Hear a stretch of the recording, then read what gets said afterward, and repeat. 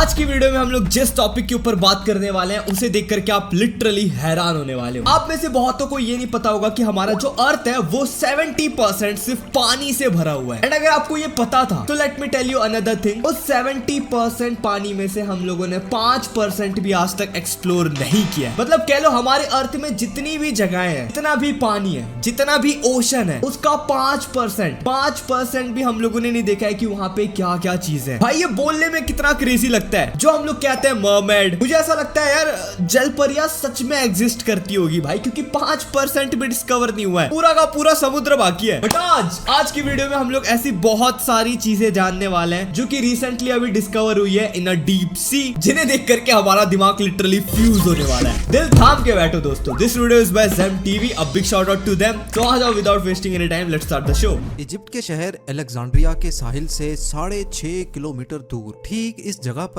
Deep sea diverse ने समंदर के बॉटम पर कुछ ऐसा देखा जो बिल्कुल भी नॉर्मल नहीं था। ज़ेम टीवी की वीडियोस में एक बार फिर से खुशामदीद। नाजरीन, जैसा कि हम जानते हैं कि दुनिया का 70% हिस्सा पानी है, जिसको अभी तक हमने सिर्फ 5% भी एक्सप्लोर नहीं किया। ओशंस के अंदर ऐसी मखलूक भी मौजूद हैं जिनको आज तक इंसान ने नहीं देखा, और इनमें कुछ ऐसे राज भी छुपे हैं जो हजारों साल पहले दुनिया में रहने वाले इंसान छोड़ गए थे। कभी रिसर्च वर्क का बहाना तो कभी सी एडवेंचर का। ये राज एक एक करके खुलते जा रहे हैं। आज आप जानेंगे 10 ऐसी चीजें जो डीप सी डाइवर्स को समंदर के बॉटम से मिली। यार मैंने ना बहुत वीडियोस बनाई है डीप सी के ऊपर, ओके, एंड मेरा सबसे मेन सवाल यही होता है, भाई अगर इतना बड़ा समुद्र है एंड हम लोगों ने सिर्फ 5% ही डिस्कवर किया है, क्यों भाई? What is the reason? आदमी चांद पे जा रहा है, मार्स पे जा रहा है, पानी के अंदर नहीं जा रहा। बताओ, पानी यहीं पे है, क्यों? क्या हो सकता है पानी के नीचे? ऐसा क्या है भाई? व्हाट इज द, इंसान डर किससे रहा है? किससे डर रहा है पानी के नीचे जाने से? मुझे ये जानना है। क्या कभी कोई रिवर समंदर के अंदर मौजूद हो सकती है? जाहिर है इसका जवाब होगा नहीं। लेकिन मेक्सिको के युकाटन पेनिनसुला में स्कूबा डाइवर्स ने समंदर के अंदर एक ऐसा सीक्रेट स्पॉट तलाश किया जहां पर पानी के अंदर ही एक रिवर भी बहती है। जी हाँ, समंदर के पानी के अंदर बहने वाली रिवर असल में हाइड्रोजन सल्फाइड की एक मोटी तह की वजह से बनी थी, जिसके नीचे एक गार से आने वाला सॉल्ट वाटर मौजूद है। इस जगह को सेनोटे एंजेलिटा भी कहा जाता है। स्कूबा डाइवर्स के मुताबिक ऊपर से देखने पर सेनोटे एंजेलिटा बिल्कुल नॉर्मल दिखती है, लेकिन तकरीबन 30 मीटर अंदर जाने के बाद जो मंजर नजर आता है उस पर यकीन करना मुश्किल होता है। पता है, मैं आपको एक चीज बताता, एक फैक्ट है गाइस, जैसे हम लोगों को हवा नहीं दिखती है, हम लोग हवे को नहीं देख सकते, राइट, लेकिन पानी को देख सकते हैं। लेकिन जो मछलियां होती है वो हवे को देख सकती है, लेकिन वो पानी को नहीं देख सकती भाई। उनके लिए पानी हमारे जैसे हवे के बराबर है। हमें हवा नहीं दिखता, उन्हें पानी नहीं दिखता। हमें पानी दिखता है, उन्हें हवा दिखता है। समझ रहे हो आप? दे नोज, मतलब उनके लिए पानी के अंदर भी रिवर होगा भाई, पानी के अंदर भी शहर होगा, मतलब उनकी भी तो एक दुनिया है, राइट? कुछ तो है, मतलब बहुत सोचोगे ना आप पागल हो जाओगे जो मैं बता रहा हूँ। आगे देखते हैं। अमेरिका में फ्लोरिडा के बीचेस बहुत मशहूर हैं, जहाँ पानी के साथ साथ अक्सर सी शेल्स, क्रैब्स और मुख्तलिफ समंदरी मखलूक भी तैर कर साहिल पर आती है। लेकिन अक्टूबर 2012 में पोम्पनो बीच पर मौजूद लोग तब हैरान और परेशान रह गए जब उनको समंदर के साहिल पर एक बहुत बड़ी आंख मिली। जिस आंख का साइज इंसान के दोनों हाथों के बराबर हो, वो देखने में वाकई किसी बहुत बड़े समंदरी मॉन्स्टर की आंख लगेगी। इस आई बॉल की फोटो सोशल मीडिया पर आग की तरह वायरल हो गई। चंद लोगों का ख्याल था कि जिस मॉन्स्टर की आंख तैर कर साहिल पर आ सकती है वो जरूर साहिल के आसपास ही कहीं भटक रहा हो। इस खौफ की वजह से लोगों ने फ्लोरिडा के बीचेस पर जाना ही कम कर दिया था। लेकिन इतना बड़ा आंख है भाई, नारियल के साइज का आंख है। आप लोग सोच रहे हो भाई नारियल कहाँ से आया? नारियल पानी पी रहा था भाई मैं। इतना बड़ा आंख, इतना बड़ा, एक्चुअल में गैस करो भाई ये मतलब कौन से जानवर का हो सकता है? वेल का आंख होगा क्या? हाँ पता। जब ये आंख वाइल्ड लाइफ के डिपार्टमेंट में भेजी गई तो वहाँ कई एक्सपेरिमेंट्स और रिसर्च के बाद ये मालूम पड़ा कि ये आंख किसी मॉन्स्टर जायंट की नहीं बल्कि एक नॉर्मल स्वॉर्ड फिश की है, जिसको किसी मछेरे ने पकड़कर उसकी आंख निकालकर वहीं समंदर में फेंक दी हो। नंबर 8, इजिप्ट के शहर अलेक्जेंड्रिया के साहिल से 6.5 किलोमीटर दूर ठीक इस जगह पर डीप सी डाइवर्स ने समंदर के बॉटम पर कुछ ऐसा देखा जो बिल्कुल भी नॉर्मल नहीं था। जब बात फ्रेंच आर्कियोलॉजिस्ट फ्रैंक गोडियो तक पहुंची तो उन्होंने इस जगह पर तहकीकात शुरू कर दी। हैरत अंगेज तौर पे इस जगह से 64 शिप्स, 700 एंकर्स, सोने से भरे हुए खजाने, 16 फीट लंबे स्टैचूज, टूटी फूटी इमारतों के हिस्से और छोटे छोटे पत्थर मिले जिन पर अजीबो गरीब लिखाई से कुछ लिखा हुआ था। जो खंडरात के नमूने यहाँ से मौसूल हुए वो समंदर के अंदर ही कई किलोमीटर तक फैले हुए थे। मालूम पड़ा कि यहाँ पर 2300 साल पहले इजिप्ट का एक बहुत बड़ा शहर हुआ करता था, जो शायद इजिप्ट का मेन पोर्ट सिटी था और शायद जहाँ से मुल्क के कई कारोबारी मामला चलाए जाते थे। ये पूरा शहर आज थॉनिस हेराक्लियन के नाम से जाना जाता है, लेकिन हजारों साल पुराने इजिप्ट के इस पोर्ट सिटी को सैलाब खा गया या ये सुनामी की नजर हो गया, इसका अंदाजा किसी को भी नहीं। भाई मुझे क्या लगता है पता है, अपने पृथ्वी में ना, अपने अर्थ पे सबसे मिस्टीरियस प्लेस जो है वो है इजिप्ट। भाई पिरामिड्स ले लो, लोग कहते हैं इंसानों ने बनाया, मैं नहीं मानता भाई। आई बिलीव एलियंस ने ही बनाया होगा, मुझे ऐसा लगता है पर्सनली। भाई मैं आपको एक चीज बताता हूँ, अगर आपको भी लगता है ना इंसानों ने बनाया, भाई मैं कुछ चीजें दिखाता हूँ। पिरामिड्स वर्सेस ह्यूमन, ये देखना, ये फोटोज देखो यार। इजिप्ट में अलग अलग टाइप के पिरामिड्स हैं, लेकिन यहाँ पे अगर आप फोटो देखो ना भाई, ये एक स्टोन की फोटो है और ये नीचे जो छोटे छोटे लोग दिख रहे हैं ये इंसान है। मतलब कह लो 50 हाथी मिल करके भी एक पत्थर को नहीं हिला सकते। इवन आज के डेट में भी अगर आप ह्यूमन टेक्नोलॉजी लगा दो ना, सर से लेकर के पैर तक जितनी टेक्नोलॉजी है सब लगा दो, फिर भी आज के डेट पे भी भाई pyramid banana it's like impossible. आज भी कोई इंसान या पूरा वर्ल्ड मिलकर के पिरामिड बनाने जाए तो भी मुश्किल से बनेगा। और सोचो इजिप्ट के लोगों ने उतना साल पहले बिना किसी लाइक टेक्नोलॉजी के बना दिया भाई, दैट इज इम्पॉसिबल मेरे हिसाब। उनका इतना सिमेट्री होना, तारों के साथ अलाइनमेंट होना, पोर्ट्स होना, समुद्र के ऊपर घर होना, इतना खजाना, इतना रिस्पेक्ट, मतलब आई बिलीव इन की भाई कुछ तो था अल्टीमेटली। कुछ यूएफओ की बहुत साइन भी देखा गया है, बहुत सारे सबूत भी मिले। आई डोंट नो भाई, छुपाया जाता है यार, हमारी ये सारी चीजों को दबा दिया जाता है एंड बाद में बोलते हैं कि नहीं उन लोगों ने नहीं बनाया था, ये सब फेक है। भाई कम ऑन मैन, छुपा देते हैं, बाद में सरकार ही छुपा देती है ताकि बात ना बढ़े। नंबर 7, समंदर में 1 किलोमीटर डीप मछली की एक ऐसी किस्म भी रहती है जिसको देखना भी जापान में बहुत खराब समझा जाता है। इस मखलूक को जायंट और फिश कहा जाता है, जो अपनी जिसामत की वजह से अजीब समंदरी मखलूक भी कहलाई जाती है। समंदर में 1 किलोमीटर नीचे रहने वाली इस अजीब व गरीब और फिश की लंबाई 50 फुट से भी बड़ी होती है और इसको देखते ही पहला ख्याल यही आता है कि ये कोई समंदरी सांप या अजदहा होगा। जापान में ये माना जाता है कि समंदर के साहिल पर और फिश का नजर आ जाना कुदरती आफत के आने का एक सिग्नल होता है, लेकिन साइंसदानों के मुताबिक ग्लोबल वार्मिंग की वजह से समंदर के बॉटम पर रहने और बसने वाली मखलूक सतह समंदर का रुख करने पर मजबूर है। नंबर 6, अंडर वाटर ये वही स्पोर्ट्स फिश है, में ये ना समंदरी ये दुनिया जो फिश हम लोगों ने अभी देखा, ये वाली फिश ना अभी कुछ समय पहले लेविएथन के टाइम पे भी हुई थी ना। ये फिश जब आ रही थी तो लोग कह रहे थे कि लेविएथन जागने वाला है, ब्ला ब्ला ब्ला। मैंने भी वीडियो बनाई थी, थोड़ा सा कुछ हुआ नहीं था, बट जापानीज लोगों को लगता है कि ये जब फिश दिखती है तो इसका मतलब कुछ बैड ओमेन होने वाला है, मतलब कुछ बुरा होने वाला है। बड़ा से कुछ हुआ तो नहीं उस समय, बड़ा फील अभी वॉर वगैरह चल रहा है, कुछ और ना हो जाए भाई। अजदहा होगा। जापान में यह माना जाता है कि समंदर के साहिल पर और फिश का नजर आ जाना कुदरती आफत के आने का एक सिग्नल होता है, लेकिन साइंसदानों के मुताबिक ग्लोबल वार्मिंग की वजह से समंदर के बॉटम पर रहने और बसने वाली मखलूक सतह समंदर का रुख करने पर मजबूर है। नंबर 6, अंडर वाटर स्पोर्ट्स में समंदरी दुनिया देखना वाकई एक दिलचस्प काम है, लेकिन इस एडवेंचर के दौरान किसी के सामने अचानक से ये स्टैचूज आ जाएं तो कैसा होगा। वेस्ट इंडीज के साहिल से कई किलोमीटर दूर इस मकाम पर समंदर के बॉटम पर मौजूद ये है अंडर वाटर स्कल्पचर पार्क। 2006 में लॉन्च करने वाले इस पार्क के पीछे एक ब्रिटिश आर्टिस्ट का हाथ है, लेकिन इस स्कल्पचर पार्क के बनाने के पीछे जो मकसद है वो इस पार्क से भी ज्यादा दिलचस्प है। समंदर में मौजूद छोटी बड़ी चट्टानें मौजूद होती हैं, जिनके अंदर छोटी मछलियां अपने आप को महफूज समझती हैं, लेकिन जिस जगह ये चट्टानें मौजूद नहीं होती वहां जाने से छोटी मछलियां अवॉइड करती हैं। 800 स्क्वायर मीटर पर फैले इस पार्क को बनाने का मेन मकसद छोटी मछलियों को शेल्टर प्रोवाइड करना था। इस आर्टिस्ट का कहना है कि इस पार्क को बनाने के बाद लाखों मछलियों ने इस जगह का रुख किया। इस पार्क में 100 से ज्यादा मुख्तलिफ किस्म के स्टैचूज मौजूद हैं, जो देखने में बहुत अनोखे लगते हैं।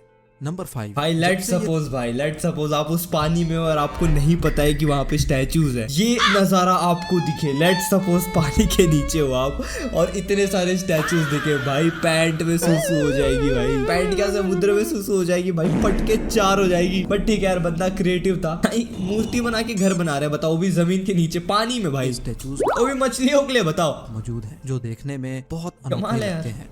नंबर 5, जब से ये दुनिया बनी है तब से लेकर अभी तक जितनी भी कौमें यहाँ रहती थी, समंदर उनके बेशुमार राज छुपाए हुए है। इटली के करीब समंदर के बॉटम से डीप सी डाइवर्स को पुराने जमाने में इस्तेमाल होने वाली दवाइयाँ मिली। देखने में ये टैबलेट्स आज के दौर की दवाइयों से काफी अलग दिखती हैं, लेकिन अब मालूम करना था कि इनके अंदर कौन से केमिकल मौजूद हैं और ये किस मर्ज की दवा है। लेबोरेटरी टेस्टिंग से मालूम पड़ा कि ये दवाई कम से कम भी 2000 साल पहले बनाई गई थी, लेकिन इसके अंदर जो इंग्रेडिएंट्स इस्तेमाल किए गए थे वो जानकर तो और भी ज्यादा हैरत हुई, क्योंकि इसमें starch, pine resin, B wax, animal और प्लांट फैट्स के साथ साथ ओलिव ऑयल भी शामिल था। साइंसदानों के मुताबिक ये दवाई आंखों की बीमारी के इलाज के लिए इस्तेमाल की जाती होगी। ये दवाई एक छोटे टिन में अच्छी तरह प्रिजर्व थी और देखने में ऐसा लगता है कि ये हाथों से बनाई गई होगी, क्योंकि जिस स्पॉट से ये दवाइयाँ मिली थी वहाँ से थोड़ा ही दूर एक क्रैश्ड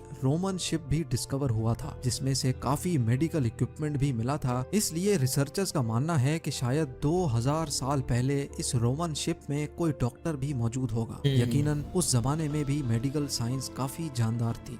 नंबर 4, फ्रिल्ड शार्क। भाई 2000 पहले भी लोग दवाइयाँ बनाया करते थे भाई, इंजेक्शन लगाया करते थे भाई। डैम। शार्क समंदर के बॉटम में रहने वाली एक ऐसी मखलूक है जो देखने में दिलचस्प लगने के साथ साथ खौफनाक भी लगती है। ग्रिल शार्क की बॉडी का कुछ हिस्सा डायनासोर जैसा है, जबकि कुछ हिस्सा सांप जैसा दिखता है। इसका मुंह दिखता तो सांप जैसा है, लेकिन इसके मुंह में दांत भी होते हैं और वो भी पूरे 300। जी हाँ, इसके 300 दांतों की डायरेक्शन अंदर की तरफ होती है। इस क्रिएचर की लंबाई 6 फुट तक बताई जाती है और इसका शिकार करने का अंदाज सांप जैसा होता है। फ्रिल्ड शार्क अपनी बॉडी के आधे साइज का शिकार भी एक ही वक्त में निगल सकता है। इसके दांतों की डायरेक्शन की वजह से अगर कोई भी चीज इसके मुंह में अंदर चली गई तो उसका वापस आना पॉसिबल नहीं है। 2007 में जापान के एक मछेरे ने फिशिंग के दौरान पहली बार ऐसे क्रिएचर को पकड़ा। वाइल्ड लाइफ के इदारे ने ये क्रिएचर पकड़कर इसको सी वाटर पूल में डाला, जहां उसकी पहली बार वीडियो बनाई गई। उनका कहना था कि समंदर में 1 किलोमीटर नीचे रहने वाला ये क्रिएचर शायद बीमार था, इस वजह से समंदर की सतह पर आ गया होगा।